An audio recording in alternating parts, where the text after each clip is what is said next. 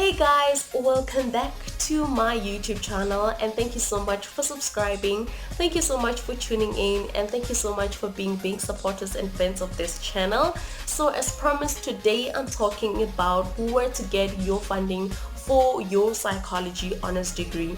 But if you're here and You're already like, well, I'm not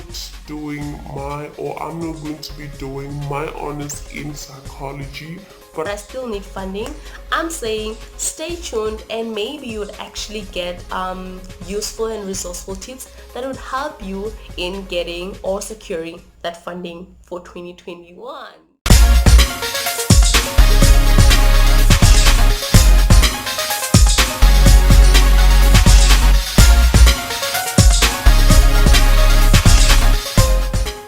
Anyways guys, we are here and the first thing I feel like it's very important to let you know of is that you guys, I'm doing this video from personal experiences so that I avoid giving you generic information that will not really be helpful. So I'm sharing this information from how my funding application went, how and what useful tips I used that really worked for me.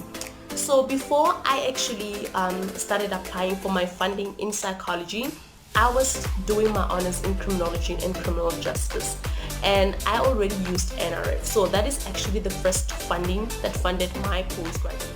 So NRF stands for National Research Foundation. So for you to be eligible to apply for that funding, you need to be at least having an average of 65% for your undergraduate degree. So if you have been using NS first, you qualify. Automatically you qualify for NRF.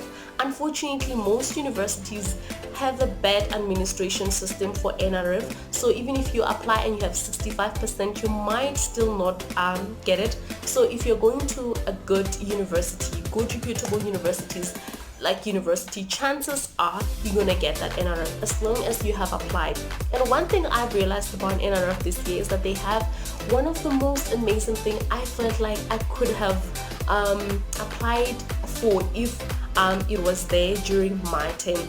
They have NRF part-time. So if you are going to be doing your your honors part-time next year and you have applied for part-time, definitely apply for NRF part-time because it has wonderful benefits. Like you get an internship from NRF, you get 2 years working experience, and you also get paid. Imagine getting your fees paid for, getting 7,000 a month, and also getting 2 years experience. Guys, we all know that psychology has so much uncertainty when it comes to getting into masters and becoming a psychologist. So if you actually get this route, I'm promising you guys, like, you are actually securing the bag for yourself because you're getting experience, you're getting education, and you're also getting paid. So your life can actually move on. Like, you're just, securing the bags, guys. And once you complete that degree, I know it's going to take 2 years for you to actually complete that degree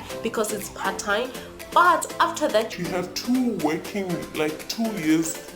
What? You have 2, guys, you have 2 years working experience, and that is so much because coming from an academic degree is so difficult to secure a job, guys, and I'm being honest.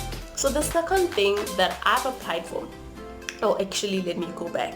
So I applied to Rhodes and I didn't know how expensive Rhodes is, guys, until I actually received the letter. So they were informing me how much residence was, how much my fees were going to be, and how much money I'm going to need, like for groceries, for other activities that are there at Rhodes. And I was like, girl, where the hell are you gonna get that money from? And from there, the girl being the girl, I started calling Rhodes. I looked for financial office information, and fortunately I got the numbers and I started calling Rhodes, informing them that I actually don't have 100k. Where the hell am I gonna get it? And they were like, girl, you did the good thing by calling us because definitely you're not gonna get it. And the thing is, because I already used my NRF, I was like, what are my chances, like really? What are my chances of getting NRF again? Because it's like the same what do you call it, like the same qualification something, guys, like you're on, like the qualifications are on the same level. Yeah, that's what I want to say. Yeah. And so NRF was not an option because this is my second honors degree. So yeah, I did that. I called them, and fortunately Rhodes is so organized, so they gave me the contacts, and I called those people like day in day out, guys, trying to get where can I get the funding from, and they helped me. They gave me an email for the funding administrator, and the guy sent me like every funding that was advertised. So most universities have external and internal fundings that they have. So if you have the funding administrator of any university, they are able to actually help you which university, like which fundings are opening, what are the requirements, can you apply, can't you apply. And I applied for literally every funding that was advertised.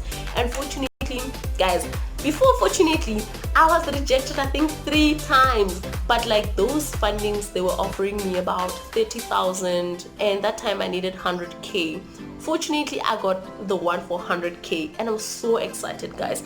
And that did not just happen because I was sitting at home with my acceptance letter and breaking, be like, oh my god, Rhodes accepted me, so what, you need to be paying. And that really helped me, and that's how I got my first funding.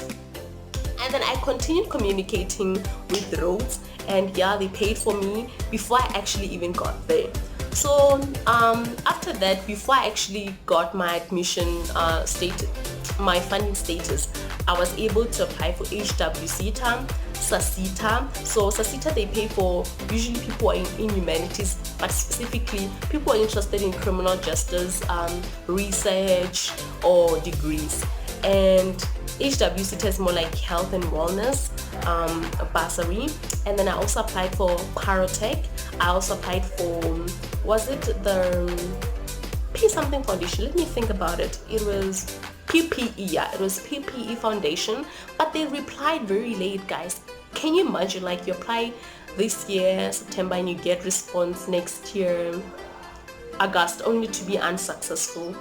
But I think it was a fault on my side because I applied late and my things were not really organized. So that's why I'm saying it's very important to apply really early. So that's how I was actually able to get my funding for my honors. So I went to Rhodes, and unfortunately that 100k was like, guys, it was not enough because Rhodes is expensive, so I needed a supplementary funding. So I continued to talk to the funding administrator, and he was able to assist me in getting NRF again.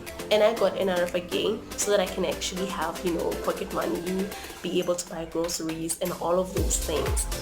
But what are the most useful tips that I can tell you to get funding? Number one, be in contact with the university that you have applied for. Like I am saying, if you do not have like the admission status, or at least try to apply, what are they funding? So be able to apply on time so that you can be able to contact them and say, this is my student number, this is my admission status, and I'm looking for funding. That helps. Number two, go to the Department of Education and Training. What? Department of Higher Education and Training. So they advertise there a lot of bursaries, including international bursaries that can take you to UK, to Australia, to Canada, to literally USA. If you're planning to leave the country, you can actually get that for free, guys. It does not necessarily have to be just your honors in psychology. If you change your mind next year, you're like, no, I don't want to study in South Africa. Unfortunately, mainstream university, like most international universities, are closed. But if they were still open, you can change your mind and do your honors outside the country. But funding you won't get, it's late. So that's actually my point. Don't apply late, apply on time. The other thing that really helped me in knowing where to get my funding was registering with career portals. So that's where I literally like specified I'm looking for bursaries, postgraduate psychology, and that narrowed the search for me, rather than going to Google every single day trying to find which company or which funding or sponsor would pay for my studies. And also, I personally performed pretty much well when I was doing my honors degree, my first one. I actually got my first funding through my merits. Like, I performed well, I got postgraduate merit bursary, so it paid for my tuition. So it just paid for my tuition because of the university I was in. So merits, they actually help, guys. Don't undermine your performance. It would actually help you. Your 75 plus would actually help time. So yeah, I guess that's it from this video. Please stay tuned and watch the other video. I think the next video I'll be doing will be well, I don't know yet, because I feel like I wanna share my experience on how to get a job as a psychology graduate. Yeah, like challenges in getting a job as a graduate. But I actually want to help you with tips of how to get a job, because I literally stayed at home for like a month. I did not stay at home for like, it was just January, and end of January I got jobs, I got calls, I got interviews. So how do you secure that, and what are the challenges, like the realities? Anyways, guys, thank you for watching.